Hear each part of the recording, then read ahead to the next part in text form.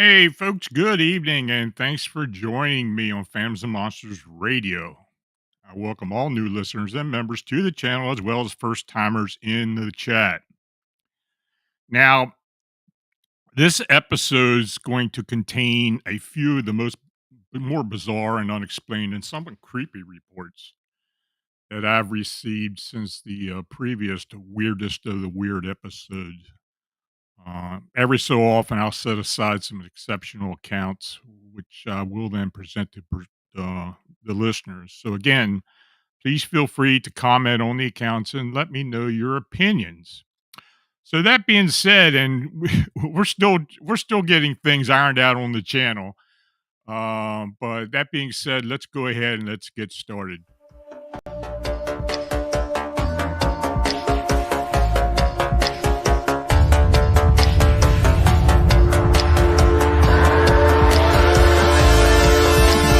We live in a reality of phantoms and monsters. They exist among us, and sometimes they win. Even the devil was an angel once. The world has its own rules, and these rules are not human. Some of us seek answers to the origin and existence of cryptids and the unexplained. Join us as we venture beyond the known and accepted boundaries. Welcome to our nightmare. I think you're going to like it.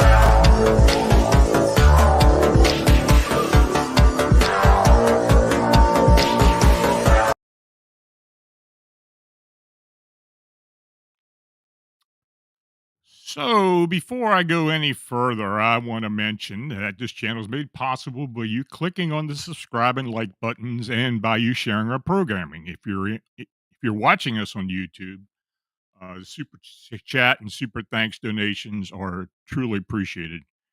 You can click the dollar icon located below the chat box. The Buy Me a Coffee link and other donation links are also shown in the description. Thanks for your consideration, and your comments are always welcome. Tell me which accounts you find interesting in the presentation or suggestions for upcoming shows.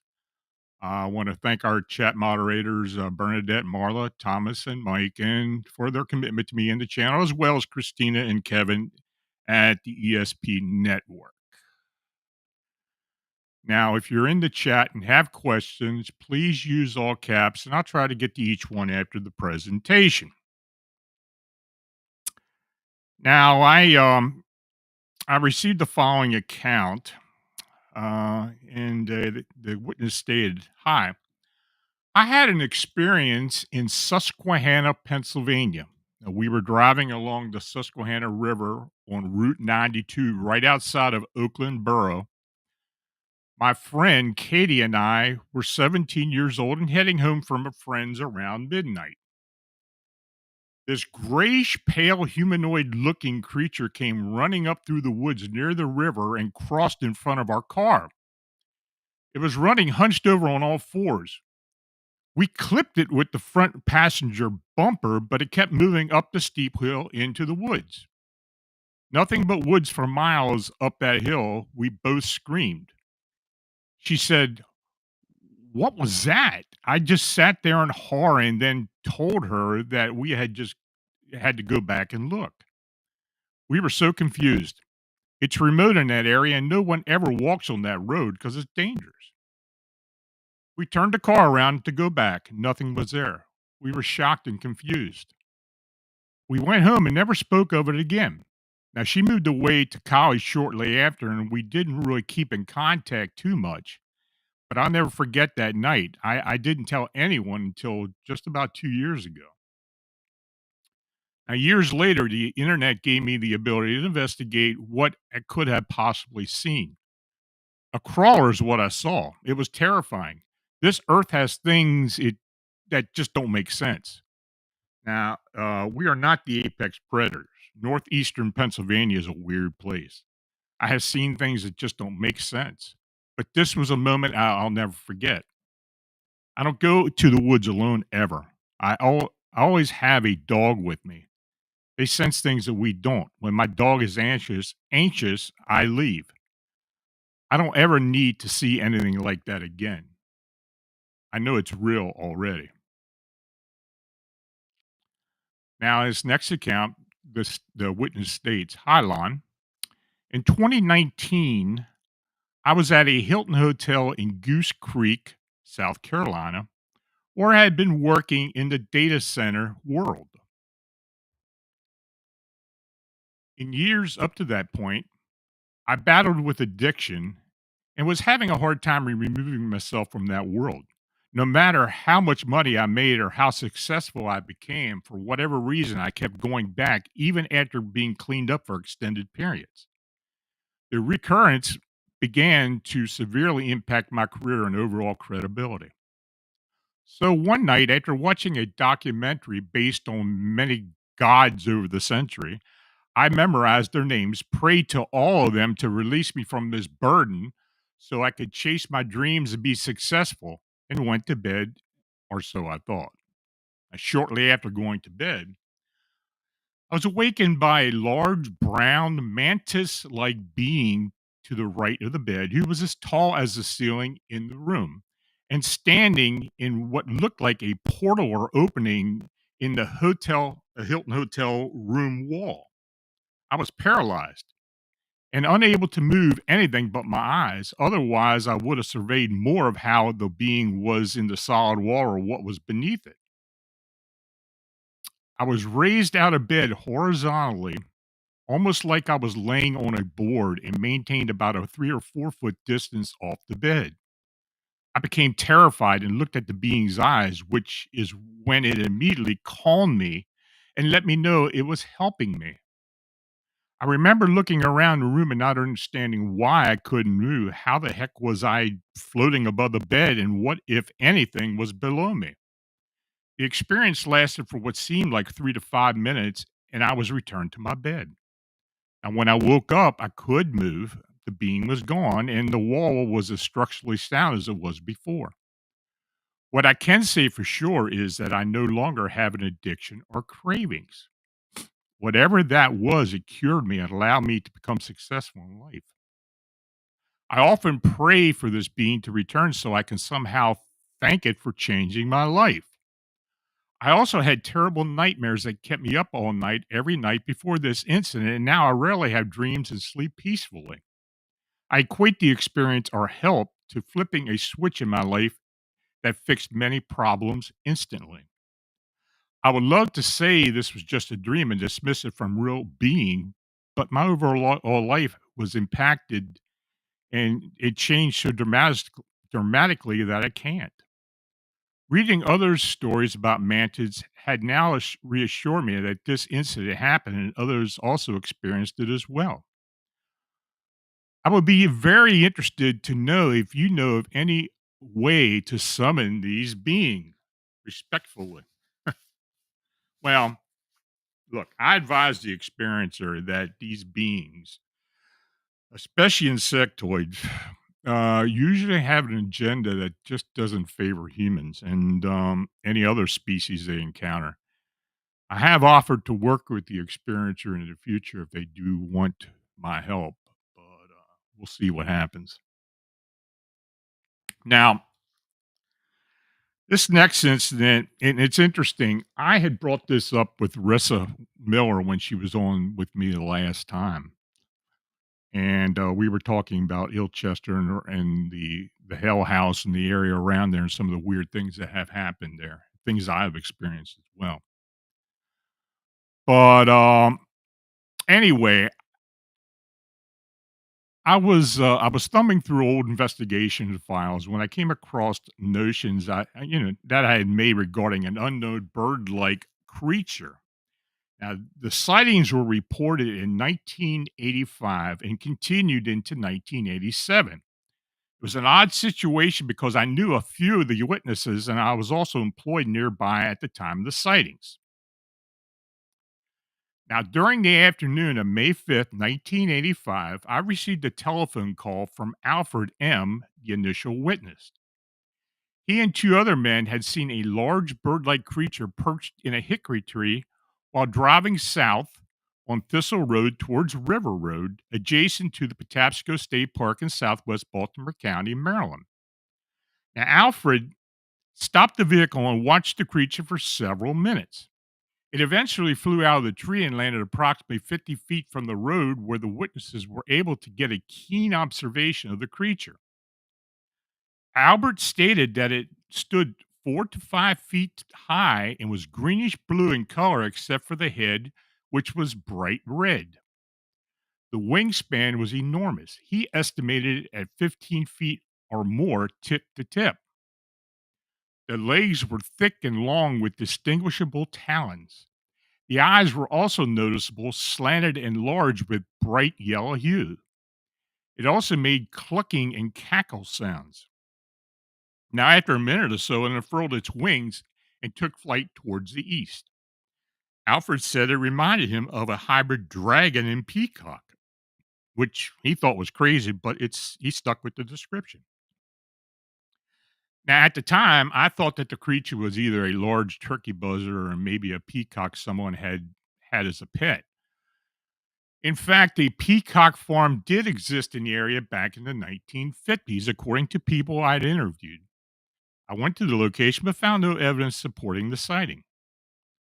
So later that year, I heard a rumor of a large bird being seen near the Hilton area of Patapsco State Park on the Hilltop Road. Now, after several inquiries, I was able to locate the witness, Darlene, who confirmed the sighting. She and her daughter lived nearby and had been walking along Hilltop Road when they observed a huge bird flying towards them.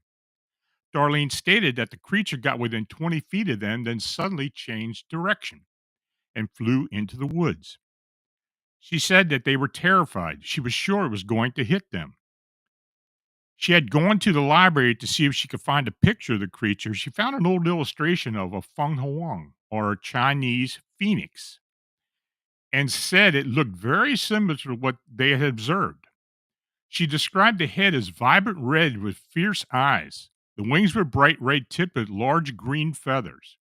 It flew by so quickly that she was unable to get a better description.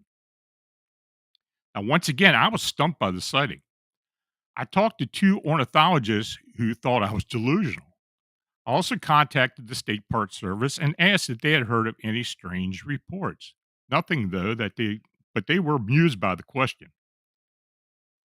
So, on the morning of April 29th, 1986, several employees at the local paper mill where I worked observed a large bird standing in the loading area.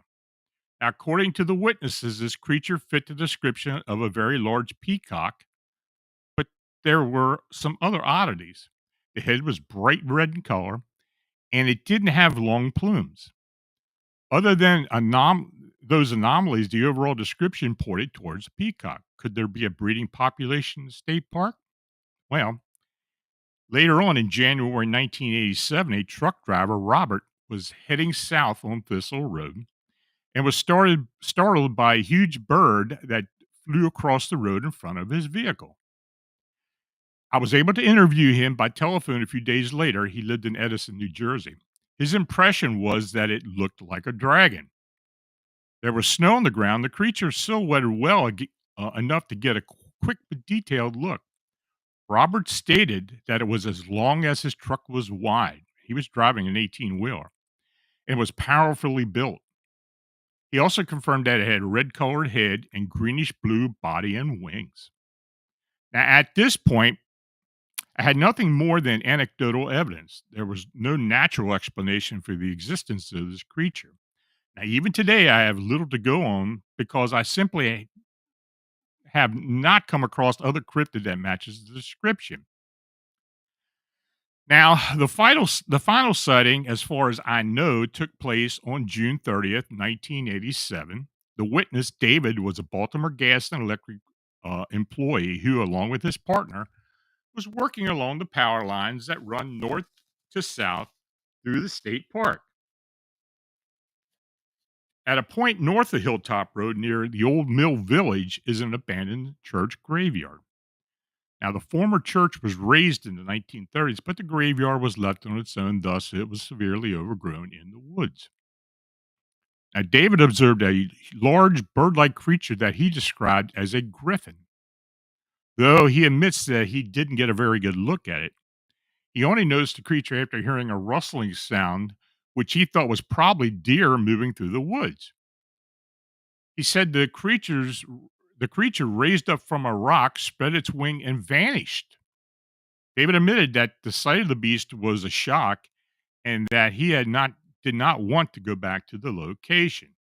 Now, I really wish I had more to offer. Now, I kept the notes and vowed to go back and investigate the encounters if more sightings were reported. The witness Darlene may have been onto something. Maybe it was a mythical firebird or something with the ability to reborn from its own ashes. I hadn't heard of any other incidents until there may have been a more recent sighting by my colleague Rissa Miller. Now, you all remember her from being on with me. And when she was on, I had mentioned to her that about this so-called phoenix or this red-headed bird. Now, when she heard this, I I could tell she was kind of taken aback by it. But after we had gotten off the air, she told me that she saw something very similar to that when she was in the area. So maybe some more information will come to light, and if it does, I will add an update. So I'm supposed to go back down there at some point. I know Riss and I are going to get together and do some investigations in the area. So maybe I can come across some other witnesses who have seen something very similar to this bird.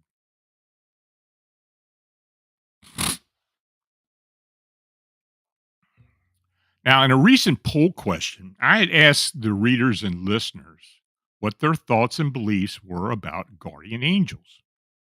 And one of the responses was included. When I was about 12, I ran out into the road behind my mom's car. She had just dropped me off at my grandmother's, but I wanted to go see my buddy Arnold at his house.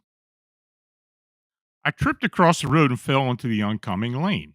No sooner had I looked and seen there was a pickup truck coming at me about 30 feet away than I had, excuse me, a pickup truck coming at me about 30 feet away. Then I was picked up under my armpits, turned away, and slowly brought floating across the road until my feet gently touched the pebbles on the side of the road. Now, while it happened, I just looked at the road moving under my feet. I wasn't scared, and I didn't think again about the truck, but I was so focused on the ground that after I was put down, I just kept looking down. I heard and thought nothing. Just, what was that? What snapped me out of the basic deep focus potential shock of it all was the truck whizzing by. And as soon as it went by, it snapped me out of it. I looked up at the red pickup going by and noticed the back of the driver and that he had a black baseball cap on. It's like he never saw me or anything that happened. He didn't stop or look, he just kept going. I remember looking up into the trees, thinking something must have been above me, but there was nothing. I ran to my friend quickly to tell him and his mom. I don't remember the response. It felt like soft pillows under my arms. Starting that day, I talked to God every day until I was older. How's your day? Hope you're well, etc. He never spoke back, but I thanked him like he was there for years. So was it a guardian angel? Who knows? So this next account, this is a fairly strange one, but it's honestly the location. I have heard other strange things coming from this area, but listen to it and let me know what you think. The witness states, I found a standing doorway in the brush once. It was on a mountain trail near my campus, Tortugas Mountain near New Mexico State University. And while I'd walked that trail probably a dozen times before this point, I'd never seen it before. Something to note about this trail. There are some old ruins nearby, so fragments of buildings, usually doorways or parts of stairs, were not uncommon. But this doorway was different. For a start, it was just a door frame and a door, no attaching wall ruins. As well as this, the door seemed very modern. It was painted light green, and the door handle was metal with a handle. It looked like an ordinary modern house door. Grass had grown up around the bottom, implying that it had been there for a while. Like I said, I'd never seen it before, despite having walked the trail a few times. I couldn't have missed it either. It was right on the narrow trail, completely across the track, walked into the grass. There was plenty of room to walk up onto the verge and go around it, but I was curious and it was slightly ajar, so I opened it fully, having to drag it through the grass and dirt that had built up around the base, and stepped through it. Immediately, something felt off. The best way to describe it is like a strong deja vu. Everything took on a weird dreamlike atmosphere, and I felt slightly outside of my own body. The trail looked the same ahead of me, but it flickered like a heat haze, and the colors were very saturated. The strange dream feeling faded slightly, and I was overcome with a sudden dread. I darted back through the door again. Immediately, everything felt normal. I looked through the door from where I was now standing, and the trail also looked normal. I closed the door and walked around it, and nothing strange happened for the rest of the walk. I went back up the trail several more times, but never saw the door again. A lot of freaky things are reported on that mountain.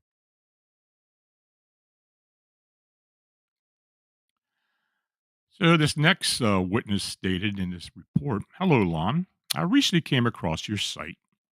Now, I rarely tell this story because of what others may believe about me and because it truly scares me. In fact, it scares me more than anything else in my life.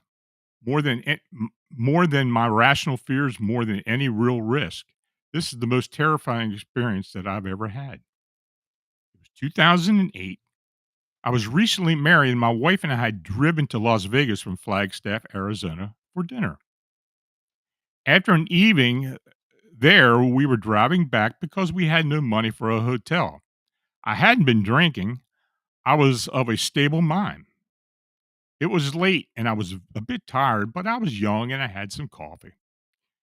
It was after midnight, slightly snowing. My wife was asleep next to me as I drove, and I was listening to some AM country music. I like drives like that. I just relax and think. I don't believe in the supernatural. Even when I was a Christian, I was never very into the ethereal world of angels or demons or ghosts. I never felt very spiritual. But as I drove along on this empty road, I thought I heard my wife say something. I looked at her and she was asleep, but I looked through her window and saw someone or something running next to the car. He was about the height of the truck, maybe a little taller. He ran at full speed. He had long dark hair and piercing eyes and a nose like a muzzle, but to a point like a coyote. He had a beaded shirt with beads that made a shallow V across his chest. His arms were scrawny and his face sunken and hairy. As he ran, he turned to me and bared his teeth. I immediately lost all breath from my lungs and was frozen. I gripped the wheel to control the vehicle, turned away from him, and looked back. Now, he was losing lateral distance from the vehicle, but keeping pace. I turned back to the road and hit the gas. I looked over again and he was gone. I looked in the rearview mirror and saw nothing in the road, nothing ahead. I sat frozen, holding the wheel and speeding down the road. I hadn't made a noise. My wife hadn't woken up. I didn't say anything, and I didn't stop the rest of the way either. Now, when we got to Flagstaff, I woke my wife and we went to bed, but could not sleep. Even as I write this, I have a terrible feeling of dread. I've spent tons of time in the desert, in the forest, camping and hiking. I feel fine at night in a cemetery. I have seen flying objects and assumed the logical reason for all of them, but I have no explanation for what happened that night. I saw that. It happened. Maybe I fell asleep. Maybe it was a dream, but I don't personally believe that. That thing was there. So years later, I recounted this story to someone who lives in the area who is Navajo. They told me that what I saw was a skinwalker, and it made sense. Right now, I'm afraid a grown man can be drawn close to tears for this. I don't believe in gods. I don't believe in angels or ghosts, but I believe in skinwalkers.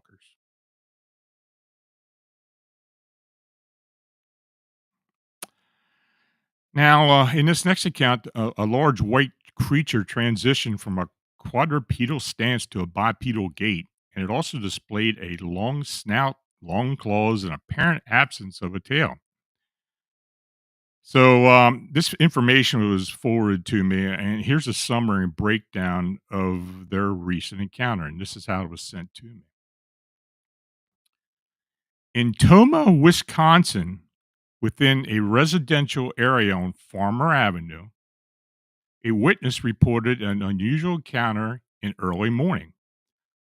And this is recent. While walking his child to the bus stop, the witness observed a large white creature initially mistaken for a huge rabbit due to the posture on all fours, with its hindquarters noticeably higher than its head. The creature moved quickly across the road in just a few bounds.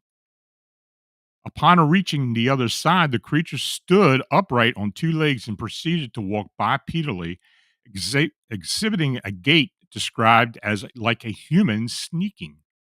The witness reportedly estimated the height of the creature to be 6 to 7 feet tall. It was at least as tall as me, if not a little taller, and I'm over 6 foot myself. The transition from the quadrupedal stance to a bipedal sneaking gait appeared to be this creature's limited range of motion. The creature also displayed a long snout, long claws, and apparent absence of a tail. Now, the witness's initial confusion and unique transition to bipedal movement and other physical characteristics led them to consider the possibility of a dogman encounter. The fact that the sighting occurred within a residential area adds an interesting dimension to the report. Now, here's a breakdown that the investigator who sent this, and this was also posted on Facebook on I think it was either a Dogman website, but it was something to do with Wisconsin as well. Now, the bipedalism, the creature standing and walking on two legs, is a defining characteristic of Dogman reports. This is perhaps the strongest piece of evidence suggesting a possible Dogman encounter. The long snout. This is another frequently reported feature of Dogman. The size. An initial misidentification as a very large rabbit suggests a creature of substantial size consistent with Dogman description. Lack of tail. The absence of the tail is also a characteristic sometimes noted in Dogman sightings. The unique gait and movement. The rapid transition from a quadrupedal to a bipedal movement combined with the sneaking gait is unusual and could suggest a creature adapted for both types of locomotion, potentially for hunting or stealth. The location, it was Wisconsin. It's an area that's best known and well known for dogman activity, particularly in the Beast of Bray Road sightings. Now, Toma, Wisconsin is north of the area around Bray Road. So, we have had these cryptid canine sightings throughout the state of Wisconsin. Now, while the white fur is less common in typical dogman descriptions, it doesn't entirely rule out the possibility. Color variations are sometimes reported, and albinism is also a possibility in nature. The combination of the other characteristics, especially the bipedalism and the long snout, combined with the location, makes the possibility of dogman encounter a reasonable consideration. And I do have it was the Dogman Encrypted Eyewitness Support and Information Discussion Group on Facebook. Now I had put out, in fact, I had contacted Tobias Whalen about this if he had heard anything. And, I've got other people looking for other sightings of this creature. So if I do get anything, I will update it.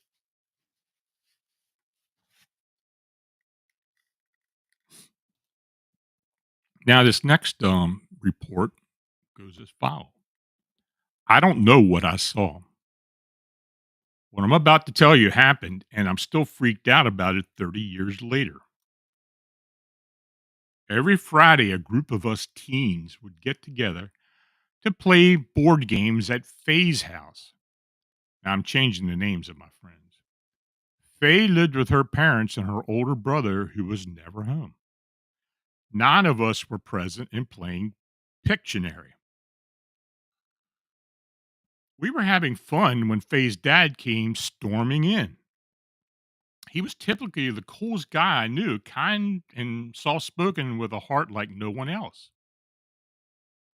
The last 2 months, he'd been changing, though. His whole demeanor towards us, his friends, his kids, his work, all had become a source of anger for him. I hadn't heard the whole story yet, so I was simply trying to avoid him as much as I could and still have fun at this house. Now, Faye's dad was super upset about the noise we were making and told us to quiet down. His wife was playing the game with us, and when she spoke back to him about his unreasonable approach, he slapped her in front of all of us. She fell on the floor, and we were all dumbstruck. Faye's dad was not a hitter. I'd been to their house so often, mostly to hang with Faye, and I never witnessed any domestic violence or any single bruise from someone being slapped or hit. Faye's dad turned to Faye's best girlfriend, and when he spun to face her, we all saw it. It was deep blue, like water at night. It was rounded like a tick body, and I'd estimate 12 inches across, a foot high, and attached to his back like a leech. I can't describe its body more than that. It was attached to his back along his spine, over his shirt, and directly between his shoulder blades. Faye reached out her hand. She was standing by him now and asked her dad what was on his back. Despite all the noise happening from his tirade, he stopped. He stood up and looked at her, and she walked towards him. In retelling this story, she said she was trying to touch it. This thing, whatever it was, detached from his back, and I swear it just floated for a moment. Faye's dad was dumbfounded. He stood like he was comatose. Faye put her hand out towards it again, and her mom grabbed her. We all stared at it for a second, watching this watery tick like body floating in the middle of the living room. It was only a few seconds, to be clear. We've all talked about what happened next, and it's still the scariest thing I've ever experienced, but I'll try and describe it the best I can. That deep blue spot did make a sound. It seemed to rob the room of sound, meaning it quiet, but quiet with white noise, if that makes any sense. It got smaller and further away at the same time without moving from where it was. Does that make sense? It diminished. There was no popping sound or anything when it left, but the air felt less heavy. Faye's dad collapsed. 2 days later, Faye's dad got a blood clot on his brain and died. Faye, to this day, thinks it was some sort of supernatural force. Now, Faye had a severe medical problem that had self corrected some months back. When they were cleaning out her dad's stuff, they found a bunch of crazy stuff dealing with the occult. She wouldn't go into much detail about it, but they threw it all away, burned all they found. She thinks her dad traded his soul for her health. I don't know what happened, but after seeing that, I'm open to many interpretations of what it could have been. I really hope it wasn't what Faye seems to think it was.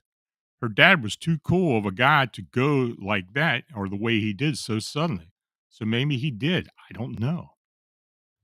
I never heard of anyone other than our circle seeing anything like this before. And part of me really hopes it just was our imagination playing an event that people see, like a weather balloon, or convincing others it was just an alien spaceship, but can't unsee that thing.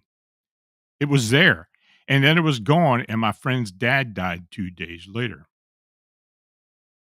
While I was typing this out on my phone, my friend Faye's mom just hit me up on Messenger.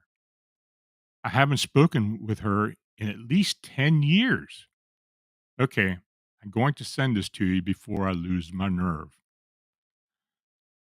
That's that's a freaky story. I don't even know what to say about it, to be honest with you.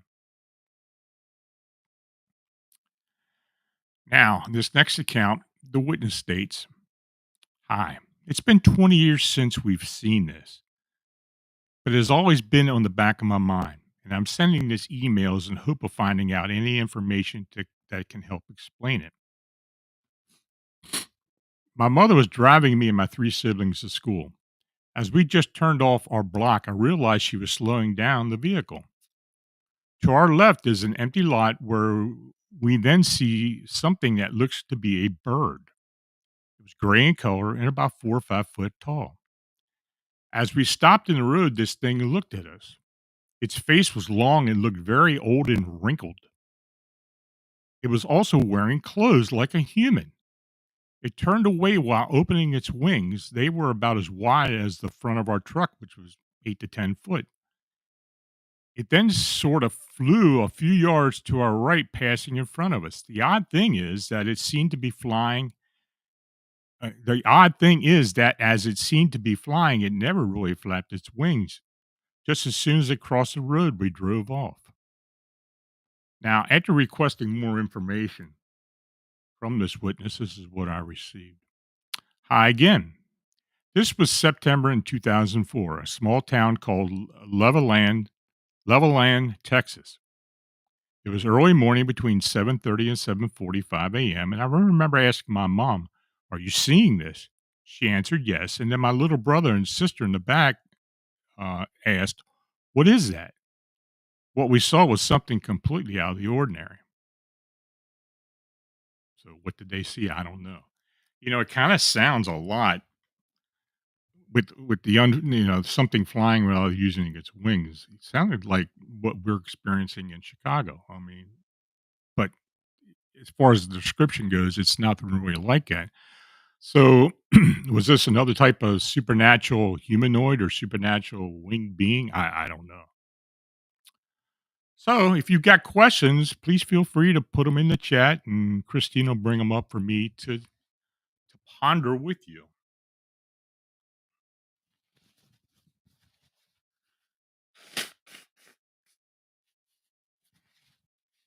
My sinuses are acting up tonight.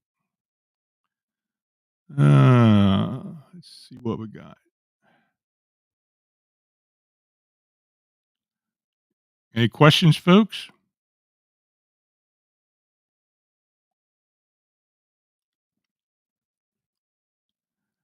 I guess not. I'm looking through it, and I know Christine hadn't put anything up yet.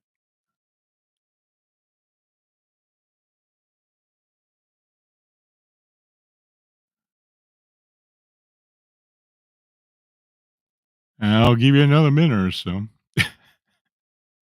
Hey, look, if there's anything, if you have any accounts that you want to be read on the show, send them to me, and I'll consider it. As well, let me know any of the stories that you find very interesting, and what type of accounts that you'd like to for me to dig out and read, and I'll try to do that. Oh, here we go. Jose Sanchez.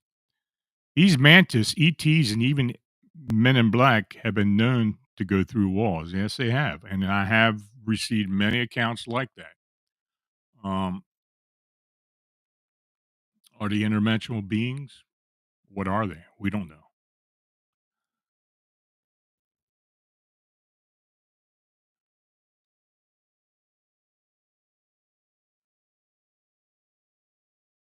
Any more like the tick thing on the dad's back. I wish I did. That's an unusual one.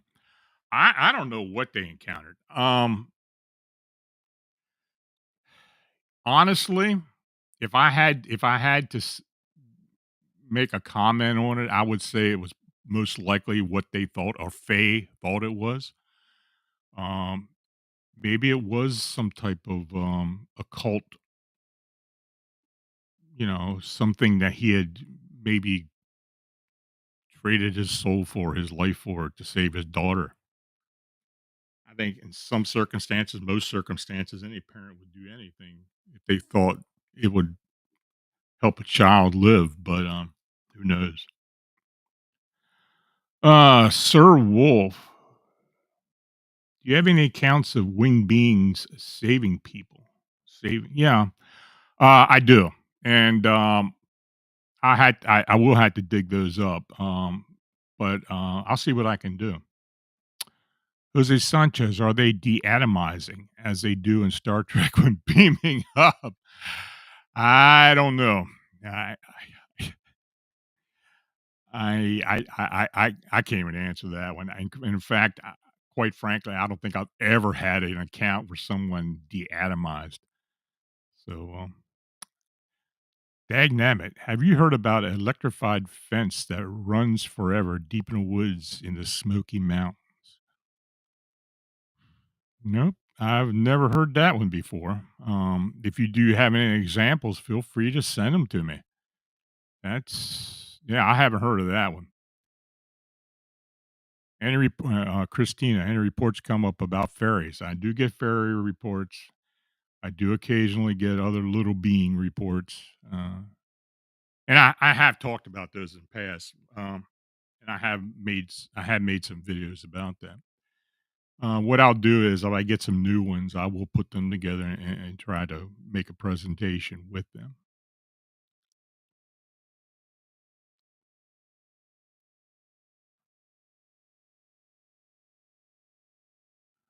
Okay, folks. Well, again, I want to thank you all for coming in here and watching and chatting. And if you donate, it's truly appreciated. Your support's what makes all of this possible. Please like, subscribe, and share. And if you have a sighting or encounter report that you would like to be considered for the report or for the personal report show or on Phantoms Monsters, please forward to me at Lon Strickler at phantomsmonsters.com. Cans Quatch did put one up real quick here. Any weird ones where people summon entities like the tick thing or summon something totally unexpected? Yeah, we will. I will occasionally get something where something has been apparently summoned. I don't get a lot of them, but I do occasionally get some. I'll go back, make a note of that, and see what comes up. Jose Sanchez. It sounds like maybe the Dogman comes a variation of short-tailed, like many bobcats, maybe. I have had Dogman or upright canine reports where these creatures had no tail, and that does seem to be a characteristic that does come up a lot. Peace. Not sure about other entities, but reptilians are able to appear and vanish at will. They do seem to be able to do that. Okay, folks. Well, until we meet again next Friday night, you all stay healthy, safe, and have a good evening and have a great weekend. Good night.